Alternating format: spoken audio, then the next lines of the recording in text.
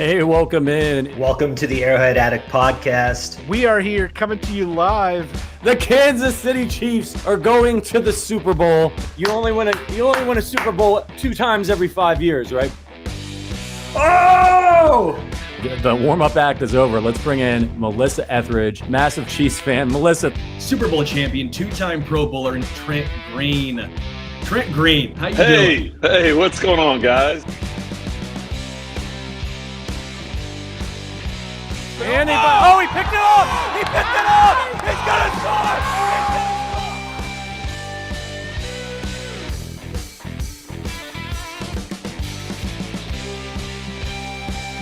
And we'll see you next week, but until then, as always, go Chiefs. Ain't nothing gonna break my stride. Nobody gonna slow me down. Oh no. Unless I have Kadarius Toney's knee, then I'm definitely slowing down. What's up? My name is Matt Connor, heading up the show here with my pal Sterling Holmes, who hates this choice of a musical intro. Besides that, you doing all right today, my man? I'm doing good. Richard decided to join us, it looks like. That's Richard. Great, man. That was awesome. That's some behind-the-scenes action for you. Richard was so startled by your singing and intro, he thought, no chance the show is actually going live. He was like, oh, this has to still be our pre-show routine. He's like, we're going to reset this whole thing. Folks, if you're listening, welcome to the Arrowhead Addict podcast. We're in the middle of training camp. It's underway. Players have reported. The veterans are there.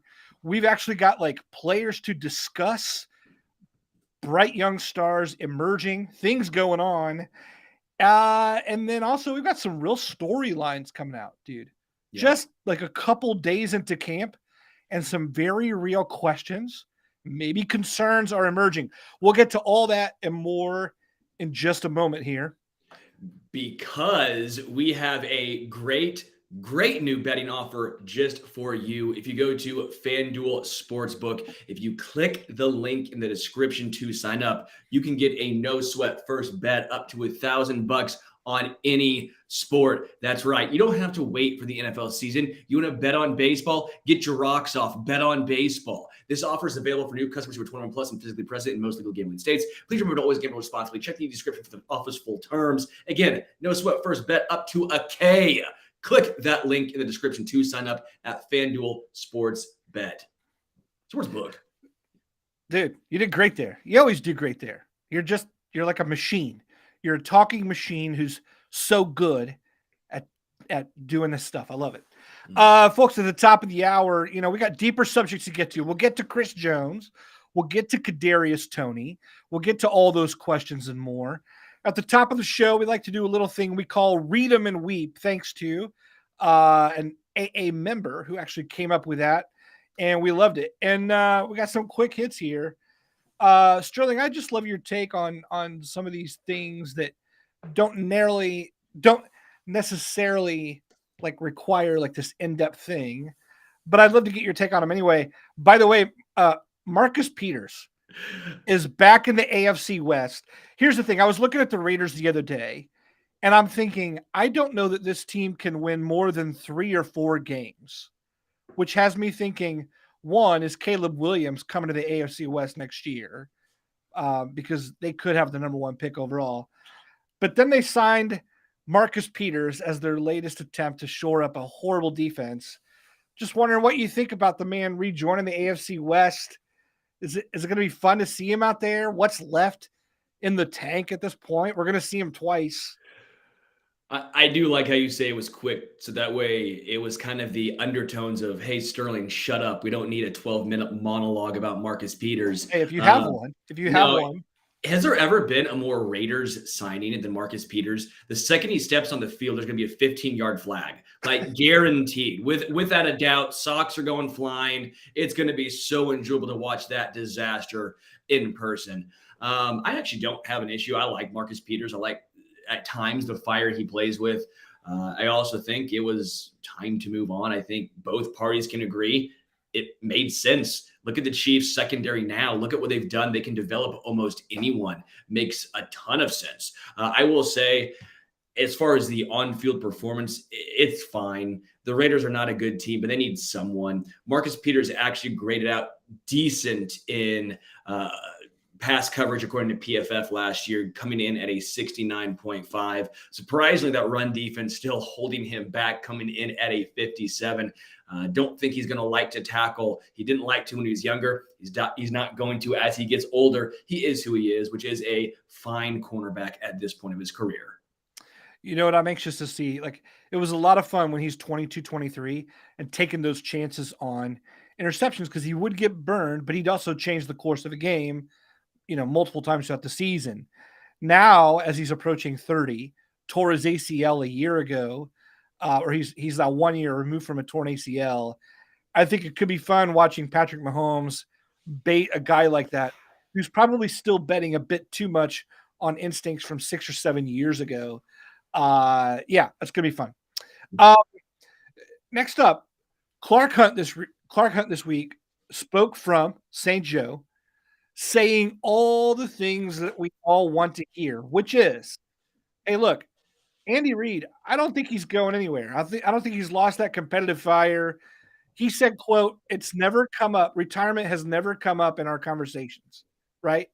And looks like he's pointing to the fact that Coach Reid looks as good as ever, as passionate as ever, working with Mahomes. Like, what's your take on all this? Would you be surprised if Reid gave us another 10 years? What do you think when you heard Clark's comments? 10 might be a little generous, but again, I don't think it's anything we Chiefs fans have to worry about in the near future. I truthfully don't. I think I have been more bullish than some of the other Arrowhead Addict podcasters. I said at least 5 years. I don't see him slowing down just based on his love, his passion for football, right? If he starts slowing down, we'll know. He won't be in his office 20 hours a day coming up with these fun plays. Like, Andy Reid loves the game of football. I don't know what he would do without it. Like, those Bahama shirts only look good on the sideline. I mean, you can wear them fishing on a cruise, but come on, I'm going to rip on you if you wear it on a cruise. When you're playing football wearing a Hawaiian shirt, you look like a badass. I think Andy Reid is going to be coaching for a while longer. I have no worries, and I think the comments are fair. I love it. It needs to be said, he is 65 years old, started his career in 1982 as a coaching assistant for Lavelle Edwards at BYU. It's a long time. That's a long time. Yeah. We hope he coaches for a long time more. Next up, we'll talk receivers here in a little bit, and we'll talk more in depth about Kadarius Toney after a while.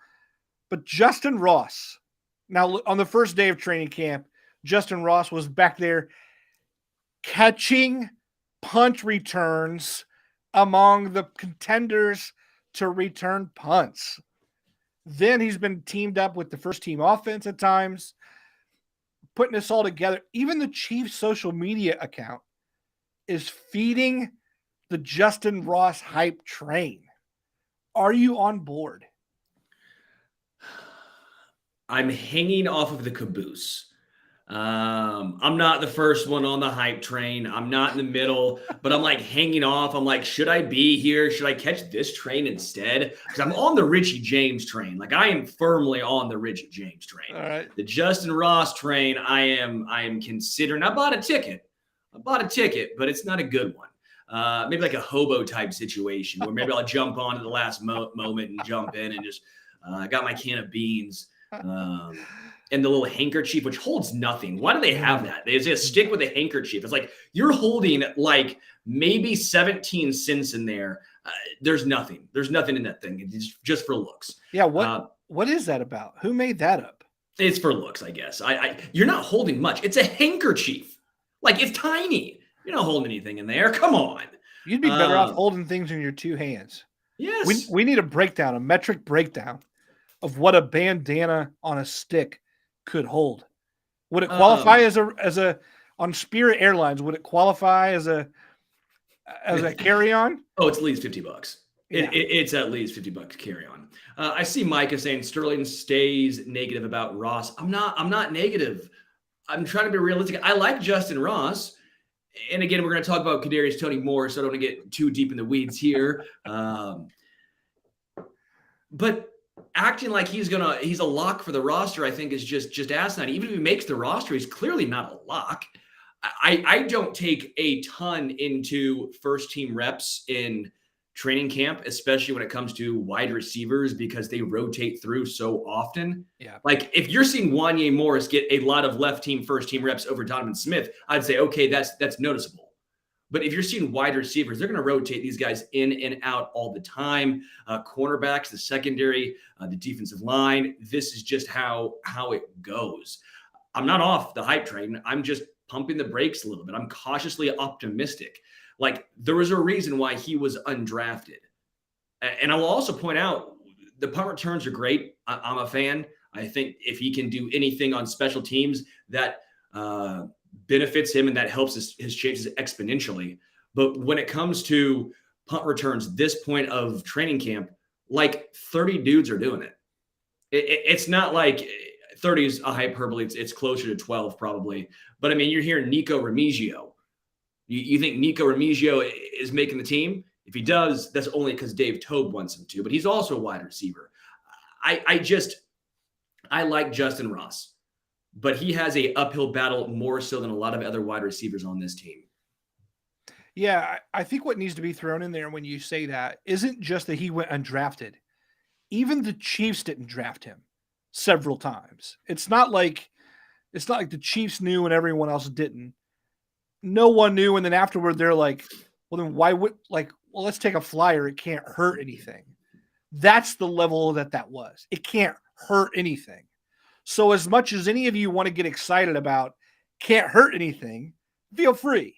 But beyond that is being disproportional to what's really going on there. Yeah. Hey, other than that, just by the way, I was looking at some Rookie of the Year odds. Our man Felix Anudike-Uzomah is plus 2,200 to win the Defensive Player of the Year award. That's a good long shot. Put your money on that. Maybe you'll luck out. But on the offensive side, and we'll talk about this a little bit more, of course, later when we talk about Toney and maybe there's some real opportunity here already for somebody. But Rashee Rice is plus 4,000 to win Rookie of the Year. Now, I don't know how to do the math here. Is it times the gravitational constant? Is it circumference divided by whatever?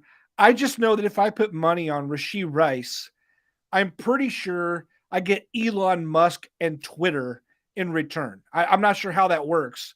But yeah, those are long odds to give me a lot of money in return for a high level wide receiver draft pick on the NFL's best offense that has a wide open opportunity.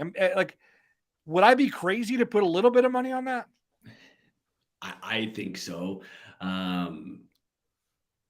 But do what you want to do. I will say in your favor, the Chiefs wide receiver room is fairly open. I will also say the last two offensive rookie of the year winners have been wide receivers. So you do have that in your favor as well. Will it be 3 straight? That remains to be seen. Right now, Bijan Robinson is the favorite. I would probably put money, if it was me personally. I actually probably will put money on C.J. Stroud. I think C.J. Stroud, in my opinion, a quarterback, has the best opportunity to win. I love the fact that this might be one of my favorite comments of the year from Jeremiah. Chiefsaholic would make that bet. That's I wouldn't put money on it. I think it's a long shot for a reason, especially in a Andy Reid led system. We know Chiefs rookie wide receivers don't typically make a major impact. Mahomes is going to spread the ball around. We know this. Travis Kelce is the focal point. Outside of Travis, looking at the wide receivers, it will be a game by game basis. I like Rashee Rice, but I would not put money on him winning Rookie of the Year, offensive Rookie of the Year. Sure. Well, the long shot is intriguing to me. The opening is intriguing to me. I may do it just to see what if. Who knows? I like Rice. I think you should do it. I like Rashee Rice. I actually think there's some real potential there to be something big. I will also say, if you like the Arrowhead Addict podcast, please consider becoming a member of the Arrowhead Addict family. Arrowhead Addict members get access to special emojis, loyalty badges they can use during our live YouTube streams. And they also get an invite to a private Discord. They can hang out with the AA hosts, talk Chiefs football, movies, beer, and so much more. Members also get invites to private events. And guess what? We actually have one coming up. Happy hour is Tuesday, August 8th. At 6 p.m. Central. Again, August 8th at 6 p.m. Central, we're doing a members-only happy hour. So if you want to join, click the link about joining in the description of whatever you get this podcast. Well, as training camp is unfolding, we're seeing some real developments happen. There are two primary storylines that are really emerging for the Chiefs in terms of resonating on a national level. And it's hard not to talk about who is missing in action here first. That's Chris Jones. Now, look, I think both you and I probably thought that a deal would already be done by now with Chris Jones. That before veterans reported, I figured it was just a matter of all right, fine. You can have your extra. I figured one side or another would capitulate before players were going to have to report, avoid any kind of drama, bring it back. There's a lot of work ahead, a long season, and just thought, both sides want the same thing. Now we're hearing reports that said, even in Andy Reid's comments or Clark Hunt's comments about the news or about the fact that he's not there, there's mentions of, things were going well until recently, that there's been some change in the tenor of the conversation, that there's been some moment where, maybe it got down to brass tacks after they were playing nice. And then suddenly, whatever, maybe the Quinnen Williams deal left too wide of a chasm. Yeah.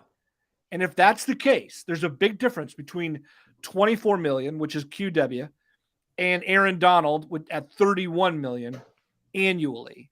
Now, a lot of this is going to come down to guaranteed money, whatnot. But Nate Taylor of The Athletic, great reporter, recently came out with the statement that he had a source saying Jones wants 30 per annually. Let's have this conversation, my man.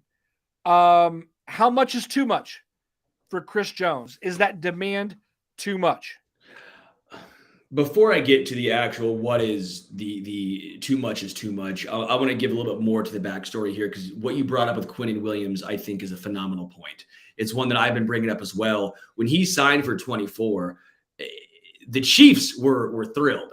Chris Jones was not. Yeah. And it comes down to something that I firmly believe, and I do think Chris Jones wants to be a Chief, but he wants to be a Chief at a certain price. Yeah. So this entire, I want to be a Chief for life. I want to stay here. I want to retire a Kansas City Chief.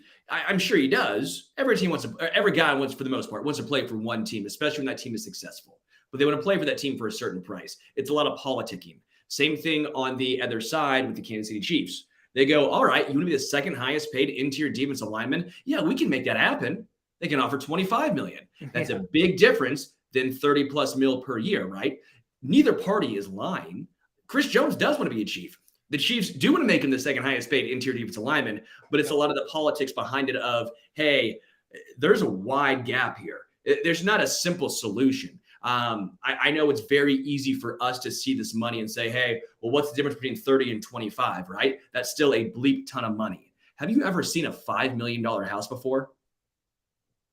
Seriously, have you ever seen a $5 million house? Oh, me. Yeah, just in general. Yes. Have you seen a $2 million house? Like, that is what he would be giving up every single year of that contract. Yep. Now, I understand. He's making a bleep ton of money. I get that. But just because the numbers are so large, I think we start to not even begin to fathom the difference between them. Yep. Chris Jones also understands that this is realistically his last chance at a big contract. Yes. He is 29. He does have, I would say, more the ball. He has more control over the situation, I think, because he is 29 and he knows this is his last year. He does not want to be at training camp. Okay. He does not care about being at training camp right now. It's hot. It's hot as hell. Okay. Pads come on Friday. It's going to be 102 on Friday. You think Chris Jones wants to be there? What's the famous Michael Strahan quote of, if it was only $250K to miss training camp, I would have paid that every single year when he was doing his holdout. Players don't want to be there. And most likely when Chris Jones signs this deal anyways, it's going to be a case of that money is baked into the contract. He'll probably receive that money. That $50K a day he's missing, that might be even baked back into his contract. Sure. I don't know where they go though, because 25 and 30 is such a difference. Me personally, I'm paying 30. Okay. Yep. I'm paying 30 for Chris Jones because you look at Chris Jones with his defensive line. Would you say it's a top 10 defensive line? Top 15 for sure, but maybe top 10? With Jones? Yeah, with Jones. Top 15 for sure. Top 15 for sure, right? No questions asked. Without Chris Jones, they are undoubtedly a bottom 10 unit. That defensive line. I mean, if it's not a bottom 5 unit, I don't know what is a bottom 5 unit. I mean, let's talk about this. If you lose Jones, if you decide to lose Jones, some of you out there are like, look, if you're okay with 28 but not 30, which is beyond me why that would be the difference there. After that, you're talking about Daniel Wise. You're looking at Matt Dickerson. You're looking at Turk Wharton coming back from an ACL injury, or asking Reid NOT to suddenly provide some disruption in year 6 of his contract. You've got nothing, man. Nothing. You're leaning now you're entirely dependent upon an edge rushing situation that's already been enough of a weakness that you needed 2 consecutive first-round picks to fill that. And you're still crossing your fingers that Carlos Dunlap will send you Valentines and sign for cheap, even with those guys that you have on board. We're projecting that Charles Omenihu could start for the first time in his career and provide something real. And then you want to take away the one guy who's going to take every extra blocker away from those guys who can barely win one-on-one. Look, I can project good things for George Karlaftis. I can believe Omenihu can do well if Chris Jones is lined up next to him. I can like the long term of Felix being there, and I can pat Mike Dana on the back for a good steady pass rush as a former 5th round pick. But if you're throwing those guys out there telling me that's the hope you have of getting to the quarterback, that's like throwing out these wide receivers and having Travis Kelce retire just before the regular season and saying, oh, yeah, good luck there. Sky Moore's now number 1 on your list. Yeah. It's insane to me that people won't pay. It's insane to me that Veach won't pay. I mean, to me, you pay him. You pay the man. Yeah, I love this from an angry drunken German. Veach knows he can play hardball with a lot of people. Jones and Mahomes, those aren't 2 of them. I'm with you. With a wide receiver, I think you can play hardball with Tyreek Hill. I think there were some underlying fissures going on. I think there was a whole bunch of reasoning that was happening. I think that made sense. Veach has shown time and time again, he will have a number. He won't go over it. I think Chris Jones needs to be an exception. I see from Flapjack, he says, scenario, say you pay Chris Jones, which leads you to not be able to pay Creed Humphrey and Trey Smith. Do you make that deal? Well, one, I would say if it's 25 or even 30, let's just say there's a $5 million gap right here. That ain't gonna be enough to keep Creed and Trey anyways. No. Are you keeping Trey anyway? I'm keeping Creed and I'm letting Trey walk. That's what I do. They're gonna let good players go. You keep elite players. Chris Jones and Trey Smith is not an equal keep one or the other. No. Chris Jones, and if you keep Chris Jones to keep L'Jarius Sneed and Nick Bolton, that's not an even trade. Yeah. Because you've got L'Jarius Sneed replacements already in the queue. Look, man, sorry, I interrupted you. I'm on the same page, man. I think you have to pay Chris Jones. I just think that he is the Mahomes of the defense. He was top 3 defensive MVP voting last year. Yeah. I mean, we're not talking about a good player. Again, I love L'Jarius Sneed. Love L'Jarius Sneed. He's a good player. Yep. Chris Jones is elite. He's a top 3, top 5 Last year, he was a top 3 defensive player in the NFL. Okay. You pay that guy. He is 29. I understand the concerns. How long is he going to be playing at this elite level? I get that. But I think you have to take that risk. I think you have to take that chance. Now, if he's asking for 35, now I get it. If he's saying, I want to be resetting the market, more than Aaron Donald, all that stuff, fine. Yeah. I get that. But he's asking to be paid less than a guy he outperformed and is younger than. Let that sink in. He outperformed Aaron Donald last year. He was healthier than Aaron Donald last year. He's younger than Aaron Donald. Man. I mean, if you're his agent, you have so much ammunition to bring to the table. I just think that if you don't, I think it might come down to Andy Reid at some point saying, hey, he's going to go to Brett Veach and say, get this deal done. Okay. We're getting too close to the season. I need to know, do we have Chris Jones or is our defense screwed? Yeah. Yeah. Cause I love the defense. The second and third levels, they're deep. They could be fine. But what you're going to see if you go without Chris Jones, you're going to see a Broncos type of defense. You got a great secondary, yes, with a real inability to get any push up front. Is that really what you want? You want we got a little Randy Gregory over here. Now they got Zach Allen. Look, it's still pitiful. That's not what you want. You want to win up front.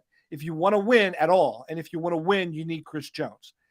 Here's the other thing, and everyone wants to say, hey, look, this is about the long haul. Patrick Mahomes is young.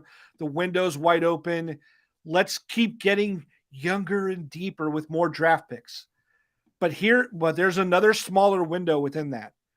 Travis Kelce, Patrick Mahomes, and Andy Reid as a core have a window together that Jones is a part of. This is a very important aspect, I think, that you have to honor that and chase it as much as you can. That's why you got to bring Jones back even more.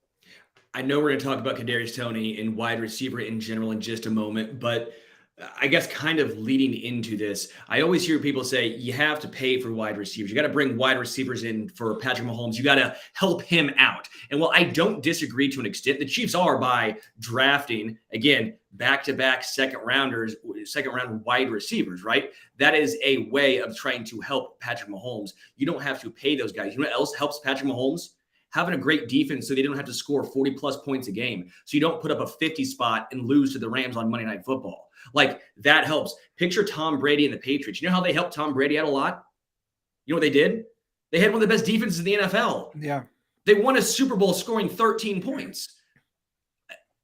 That's also helping Patrick Mahomes. I think we get so caught up in the legitimate helping Mahomes put up numbers, if you will, instead of the bigger picture here. I think helping Mahomes is not having him have to score 30-plus points every game to win the game.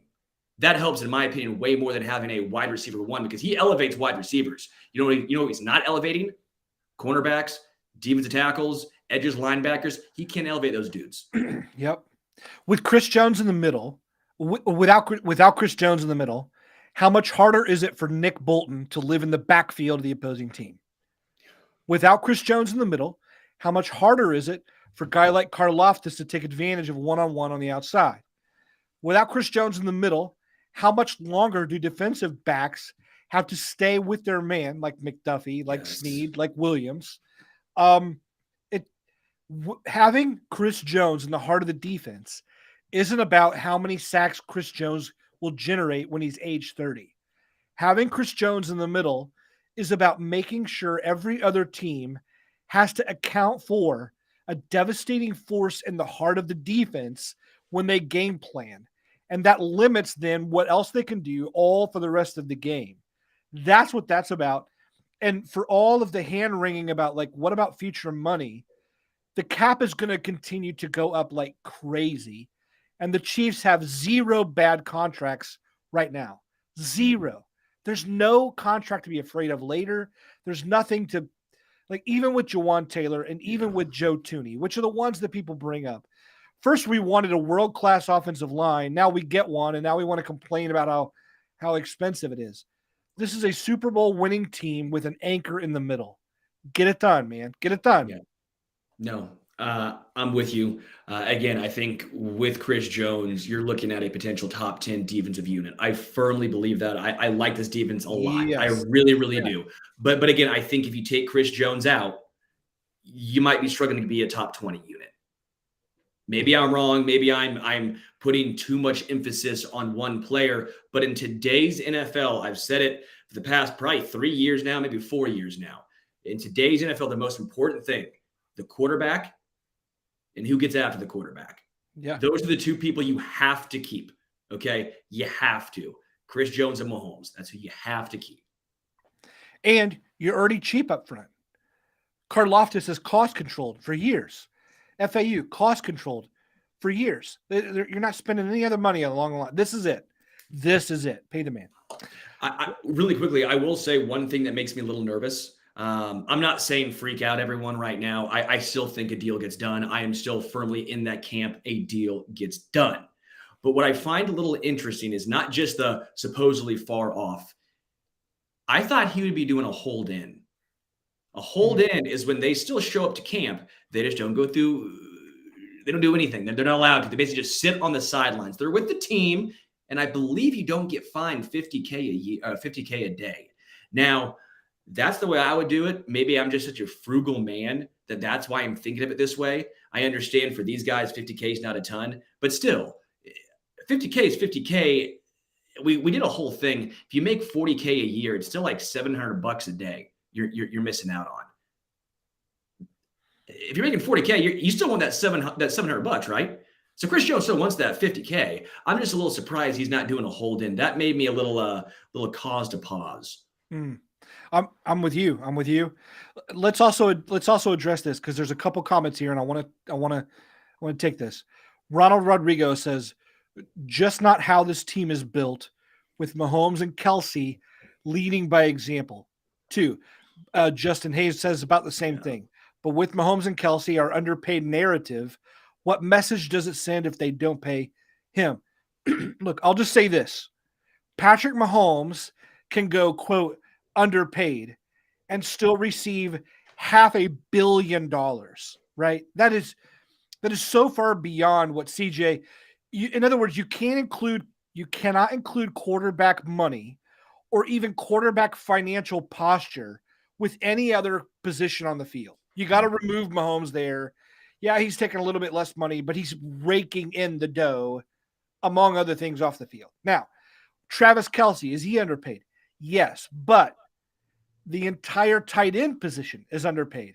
You've got like a total anomaly there that like the Chiefs are paying Kelce half of what they should be paying him because he's not a wide receiver. Yeah. So even if Kelce wanted to like clamor and make a bunch of drama, bang a gong to be the highest. Get it on, T-Rex. to bang a gong. That's good. Even if he wanted to do all that just to like be the highest paid tight end, he is still woefully underpaid. The problem is that he could scream all he wants and he can hire all the agents he wants.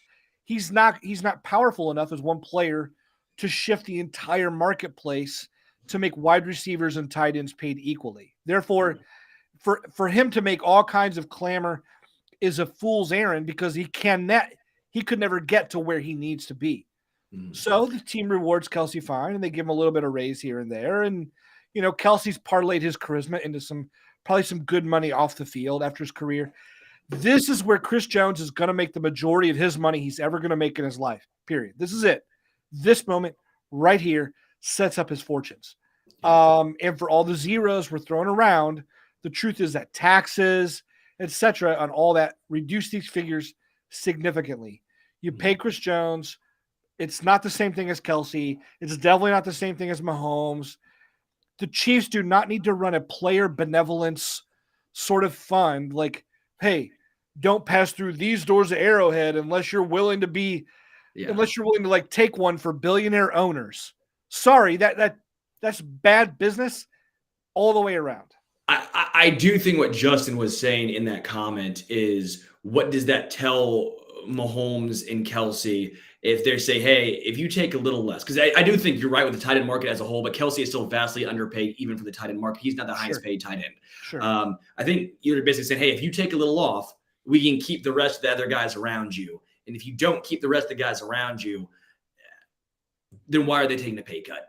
I will also say in Chris Jones, he's not getting the media opportunities, the off the field sponsorships that Mahomes and Kelsey have. He's not hosting Saturday Night Live. He's not someone that you see with the #1 podcast with his brother. Like, I get it. At some point, he's basically saying, I'm not going to have these off the field opportunities as a offensive player might. I think it's probably less common for defensive players just in general than offensive players. So he's probably saying, hey, I'm going to make my money on the field because off it, that ain't happening.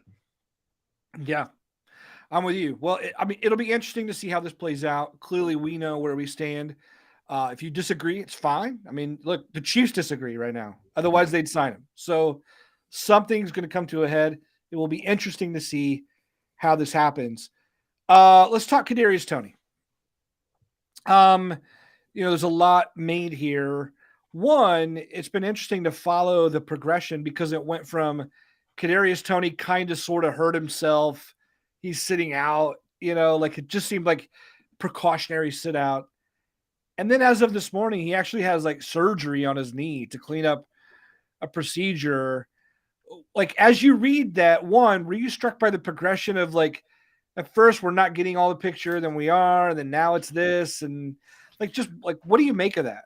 Yeah, and what I found interesting was Adam Schefter tweeted about this off-season minor surgery, like to clean up, and then I think Andy Reid was asked today, and he was like, no, that was with the Giants.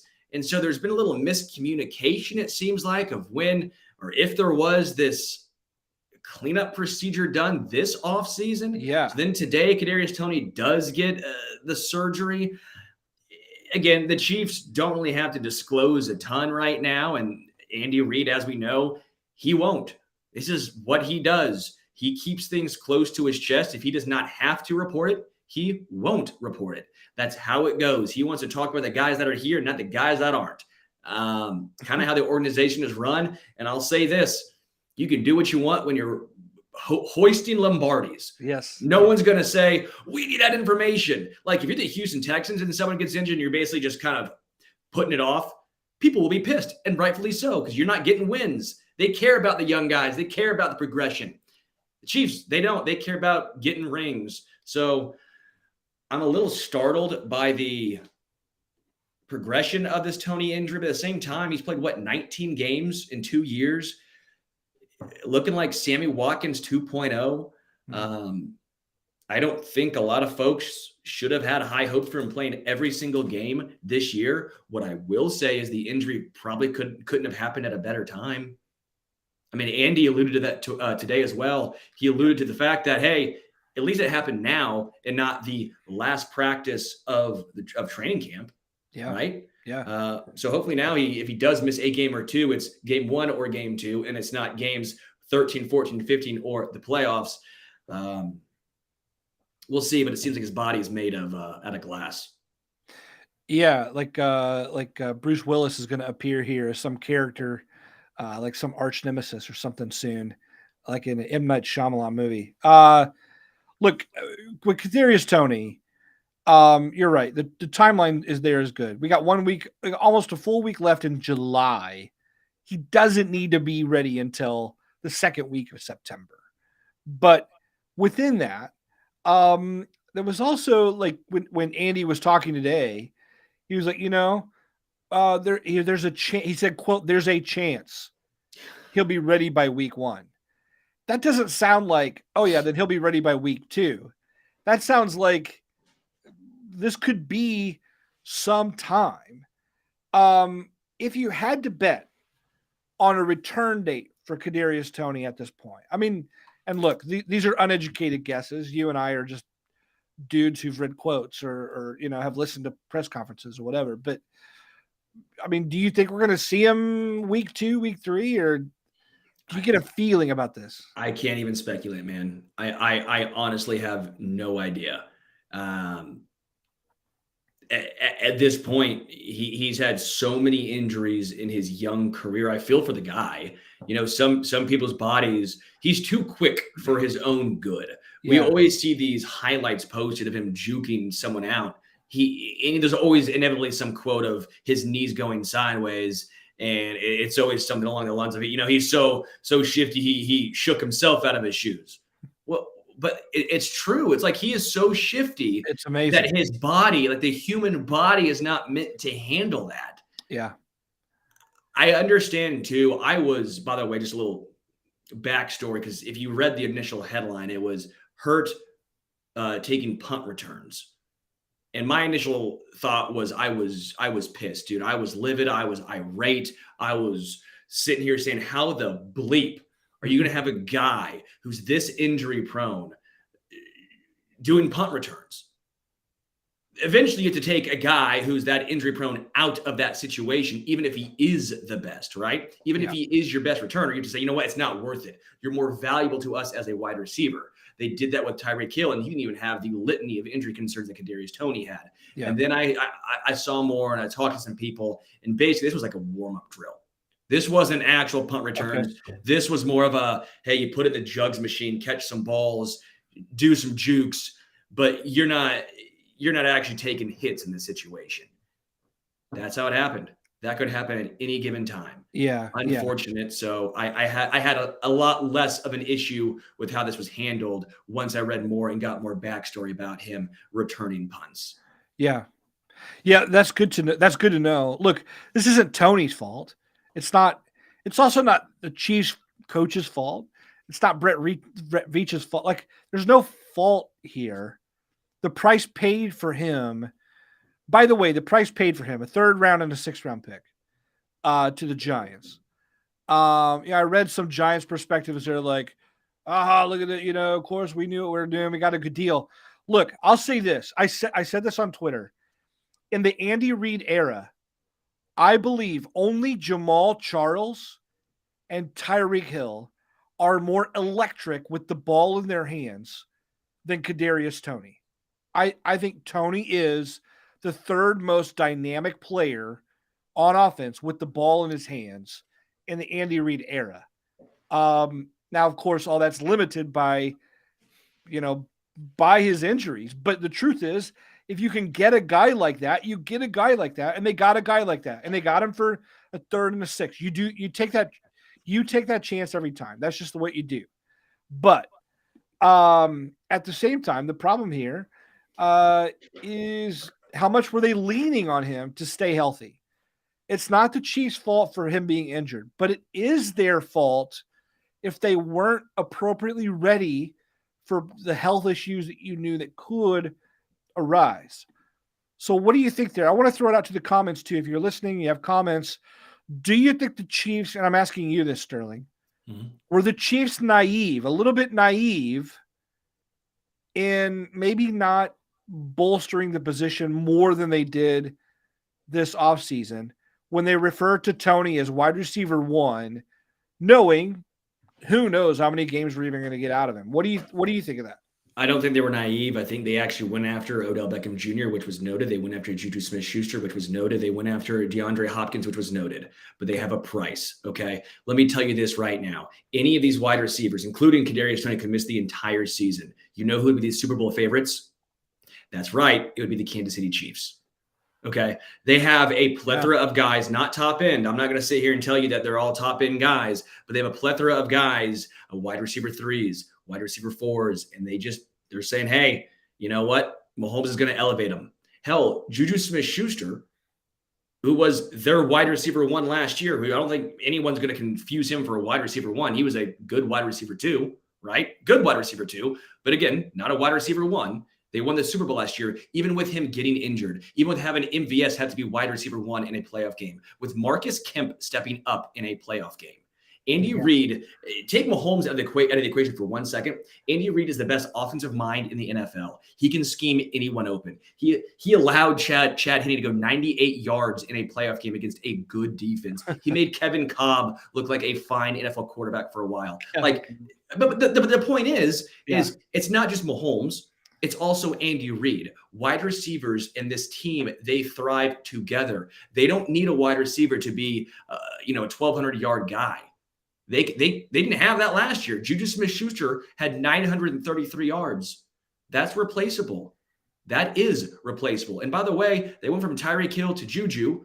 While the offense may have changed, it may have evolved, they were still the number one offense in football last year. You know why? Because Andy Reid knows what he is doing. I also want to point something out here. I'm a massive Richie James supporter. This has been widely talked about. Connor, I love Richie James. I feel like he's being undervalued or under talked about. They keep acting like, well, maybe he makes the roster. Okay, maybe he makes the team. If you like PFF, I'm not saying PFF's the end all be all, but I do think they do a good job, and you can take this as a jumping off point. Okay, I think they do a pretty poor job sometimes with quarterbacks, but the rest of the positions, I think they do a pretty fine job. Guess where Richie James was ranked last year out of all wide receivers in the NFL? Top 25. Well, that'd be wide receiver one. He was ranked 38. 38. DeAndre Hopkins was 33. Christian Kirk was 34. Richie James 38, which was ahead of Michael Pittman Jr., Curtis Samuel, Tyler Boyd, and guess who else? Yes, Juju Smith-Schuster. Wow. The point is he didn't have a ton of opportunity last year.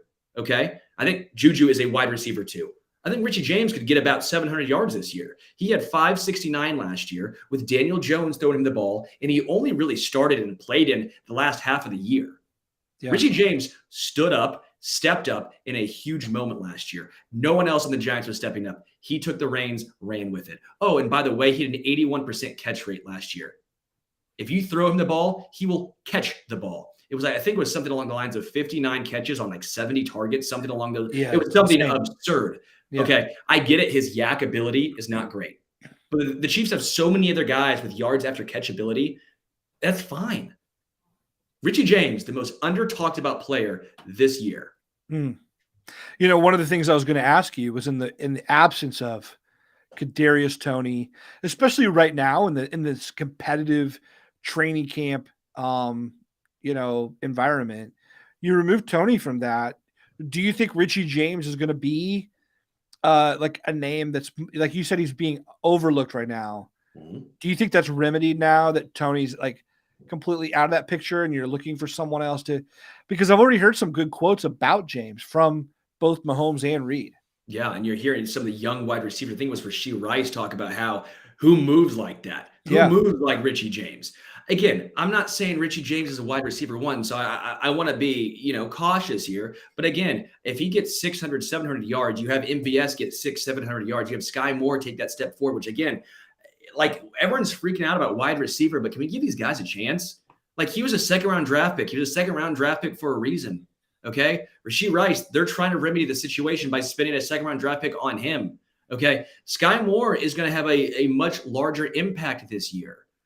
He might have 600-plus yards this year, okay? I just don't understand this. Everyone's freaking out as if the roof is on fire. This team just won a Super Bowl. Same quarterback, same head coach, same ownership, same GM. Can we let them do their job? Can we at least give them the benefit of the doubt? I'm not saying they do. They know they never mess up. I'm not saying they're perfect, but they clearly have a plan and they know what they're doing. Let's let this play out. I keep saying the wide receivers aren't bad. They're just unproven. Yeah. Well, I think when people see what they can do, remember this. Let's go back to Anthony Hitchens and a linebacking core. And Brett Veach put in 1 second-round pick, Willie Gay Jr. The next year, 1 second-round pick, Nick Bolton. On the other side of those 2 second-round picks, suddenly everyone was like, oh, shit, we have a real linebacking group now. There's actually real talent on the – those 2 second-round investments – in consecutive years, reshaped the opinion of the linebacking core. We just haven't seen the wide receivers be able to play, but it's possible after the first month of the season, people go, oh, with those 2 consecutive second-round picks, they've reshaped the wide receiver core. And I think you're totally right. We need to talk. We need to acknowledge that.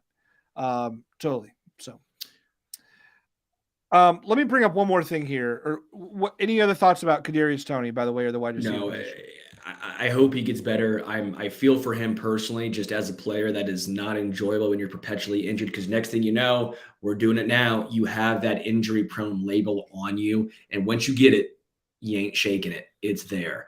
I don't know what he can do. I don't know if he needs to go and work with Bobby Stroop, the Patrick Mahomes trainer, maybe get some of those ligaments, that soft tissue injuries, if you will, kind of figured out. But some dudes, I do think it's a real thing. Sammy Watkins, I'm sure he worked extremely hard. Didn't matter. Everywhere he went, it happened. So far, Kadarius Toney in 2 stops, same thing. By the way, I'll throw this out there. If Kadarius Toney is the kind of guy that Andy Reid is going to look at his skill set and come up with very specific looks to get him open, to get him the ball. Like, they were very intentional about getting him. He had an incredible amount of touches for what little he played. Like, it was like, oh, if he's on the field, he's getting the ball. And so without that, you've got a lot of room there to scheme something. And also what I'm seeing is an increase in volume about Noah Gray, about the way he's looking, about how his hands are doing, about now he's taking over this hybrid fullback sort of role. I wonder, and this is just a random sub point I'm throwing out to you, I wonder what how surprised would you be to see Noah Gray rack up 500 yards in 2023? Oh man, what did he have last year? He probably had 200 last year. Try to see how much of a jump that would be. He had 299 last year, so 300. I would say I would be pretty surprised if Noah Gray went for 500. I think 400 might be a little bit more. I bet his over-under for this year is probably right in line with like 350-ish. Sure. Go for 500. I'd be surprised. Yeah, there's something there that kind of rings true to me of maybe going more like without Toney, especially. More 2 tight end looks. Like, make it difficult in the intermediate part of the field, take advantage of what there's been a good buzz around Noah Gray and what he's grown into. And I think that'd be great. But by the way, Flapjack City says Sterling would be a free safety and Matt would be a slot wide receiver. If you have me on the field at all, you've already lost. I'll just say it that way. So, but I'm glad to see anyone thinks there's any athletic whatever here at all, even if it's diminutive in the middle. Dude, I would be Marcus Peters at safety, basically, where I am a ball hawk. Anyone comes near me, I am laying down. You think I'm going to tackle anyone? No bleeping chance. I will try my darndest to get an interception. I'm going after that ball, but I ain't going to get tackled. I ain't going to tackle. I ain't getting tackled. I'm going directly OB. That's my ability at free safety. I love it. Mahomes will pass me open, Ronald Rodrigo says. Yeah, I believe it. He's a rising tide. Well, one more thing for you. I was just in the midst of all this, Brett Veach, in the midst of like Toney, Chris Jones. It occurred to me, I felt a little bit bad for Brett Veach. As bad as I feel for a guy who's like got Super Bowl cases in his room. But I thought Brett Veach this year is in a sort of damned if you do, damned if you don't position. If the Chiefs don't win a Super Bowl, right? Like if things with Chris Jones totally falls apart, if you don't win a Super Bowl, you are being like they could go all the way to the AFC Championship game. They could host an AFC Championship game. But if they don't go to a Super Bowl and they don't have Chris Jones, he's like Veach will be totally derided for letting them get away. But if he pays through the nose to get Jones and then like has this giant contract in the books and they don't get to the Super Bowl, Veach will also be totally derided by like, oh, you anchored this team with this horrible contract and it didn't get it done. And now we've lost. Like, it just made me think in this instance, unless they hoist the Lombardi again, Veach is kind of screwed here. You agree? I wonder if this is how Patriots fans felt for a while too. You know, I wonder if there's a case of that because they let a lot of big time players go. They didn't re-sign a lot of dudes. Tons, right? And I'm sure you can make the same case. I think you have to look at the bigger picture, though. What Brett Veach has done and what folks I think need to understand is if you watch Netflix, that quarterback show, do you see how close the games were, the margin of victory? Do you see how many close games the Chiefs played in against teams they should have easily handled? Denver, right? Our fucking our live stream show, right? I mean, that was close as hell. The Texans, right? There's a plethora of games that you look at and say, hey, that was one play here, one play there. And then you look at the Falcons. Look at the Falcons. Look how close the margin of victory was there. Look how close those games were. They could have easily been 5-2 to start the season. And then you look at the Vikings. Yeah. Vikings won all those games. They're undefeated in a one-score game. You're like, but that's how slim the margin of victory is in the NFL. So while I do think there's so much pressure on Brett Veach, I do think sometimes we as fans need to take a step back and say, hey, it's bleeping hard, man. It's hard winning games in the NFL. It's hard to win a Super Bowl. It's not normal. That's why it took 50 years for the Chiefs to win one. I know they're the favorites right now. Guess what? The favorites don't always win. Okay? Favorites don't always win. I know it's a tough situation. Whatever happened with Chris Jones debacle, if you will, you can find a way to make it fit your narrative. At some point, though, you have to enjoy the ride and say, hey, this is bleeping awesome, man. Yeah. This is bleeping awesome. Well said. Well said. Man, that's a great ending note here. Folks, we've reached the end of a show. Sterling, that's a good quote, my man. You had some good takes today. We're agreeing more and more lately. We're reaching some sort of Zen harmony. Let's bring in Richard for the must list. Folks, if you've been with us before, you know that we've reached the end of another show. We bring in Richard, our wonderful producer, to recommend things on what we just call the must list. First of all, Richard, sweet shirt. You look ready to be a man about town. I saw somebody in the comments, I think it was Angry or Casey, somebody was saying it's a bowling shirt. So yeah, that's what's going to happen. We're bowling tonight. Not really, but. Is that a bowling shirt? Is that it what looks that like is? it? I kind of see it. I don't know. Bowling shirts look like this, I guess. But is your bowling league called the Bowling Stones? Indeed, yeah. We all take a few edibles before the game. It's great. Penny Driver. That's what my name would be called. You work on that, Matt. Just work on that one. Gutter. Tell your children not to walk my way. Gutter. I was waiting for you to make a Danzig reference. That's what I knew was going to happen. I knew it. I recommend Richard's shirt. Love it. Love it. What doo-wop band are you a part of, Richard? I have no puns. I was just gonna name like the Ronettes. I don't know. Have you ever? I feel like you better start singing Elvira right now. That's Oak Ridge Boys. That's not like 50s. Yeah. Okay, how about fine? The Penguins. You can sing "Earth Angel" by the Penguins. Oh, that's good. There you go. Let's hear it, Richard. Can you sing it? Earth Angel, Earth Angel. Ooh, he's got when will you be mine? Yeah, that's like a nice a nice tempo. I can't do that original octave of that artist. Dude, that's great. All right, now Matt Connor has to sing Minnie Riperton, "Loving You, Baby." Now it's your turn. Hit those high notes, baby. Yeah. Minnie Riperton, who's that? That's crazy. Are you serious? You're doing a bit. You're doing a bit, dude. You're doing a bit. I just insulted everyone. I'm sorry. I didn't mean to. Maya Rudolph is on her way. She's running across state lines. Doug in Kansas with the best quote ever. Please no singing, just saying. Let's do it. Let's Richard, what do you got for the must list today?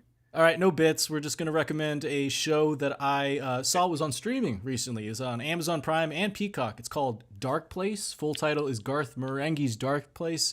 This is a BBC show or a Channel 4 show. It aired in the 2000s. It's a horror comedy parody of sorts. The idea is that basically in the 2000s, they released a lost season of a 6-episode show from the 80s that is just kind of like a horror show made by a creator, Garth Marenghi. He's like an egotistical maniac who wrote himself kind of into the show. He's the hero, but he's also kind of a jackass. So yeah, it's all horror themed episodes. Really, really cheesy. Like the effects are really awful on purpose. There's a lot of production gaffes, which is kind of something I enjoy, where you'll have like the boom in the shot, or maybe a cat is supposed to walk behind the corner, but instead somebody just throws it off screen and you can see their hands. Like it's jokes like that, which are really funny to me. So yeah, it's very meta. It's super hilarious. So if you got Prime or Peacock, check out Dark Place. One word, Dark Place. Is it brand new? No, it's from the 2000s. Oh, you said from the 2000s. Yeah, Right. but it's hard to find because it was like on Adult Swim. That was how I saw it back in the 2000s, and then I think it just kind of bounces around streaming services. So watch it while it's here. Interesting. Yeah. Interesting.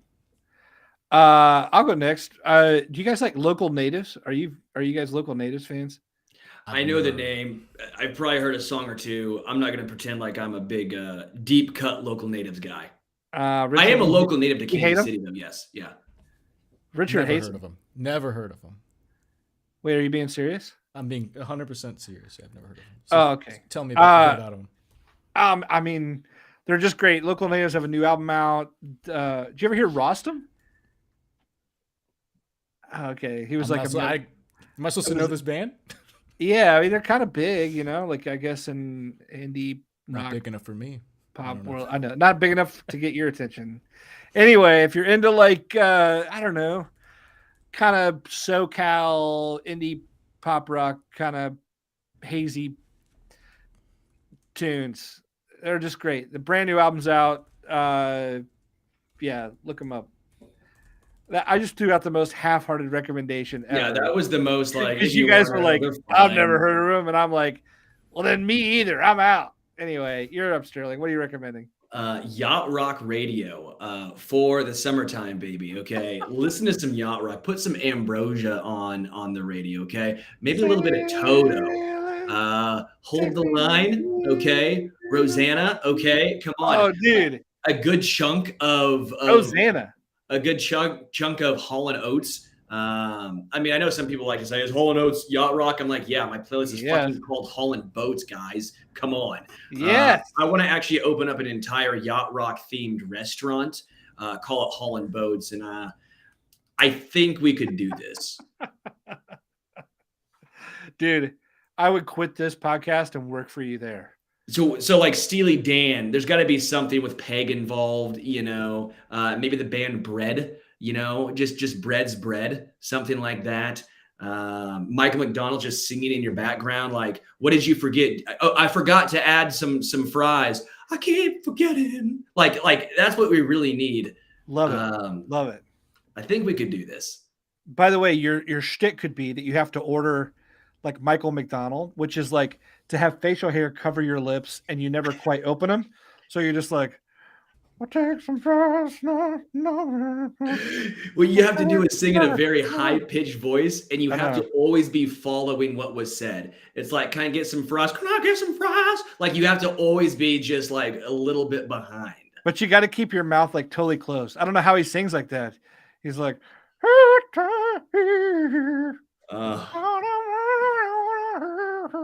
sorry, we're off the rails. I'll tell you what, you're my diamond girl, okay? I'm just going to go ahead with a little Seal and Crofts right now. We got to really wrap this thing up because we are going off the rails. I wish I was on Thunder Island right now. Okay? Let's get out of here. Ferguson. I think Jay Ferguson sang that song, which is we've met them all the way. Rosanna. Let's go. We could hold the line though and keep this show going. Let's take us out of here, Sterling. This was the Arrowhead Addict podcast. If you stay with us this long, we really do appreciate it. And kind of what are you doing? If you stay with us this long, you probably are a member of the Discord channel and you already like listening to us talk about random recommendations, nonsense. We do appreciate you guys so much. Thank you guys so much for leaving.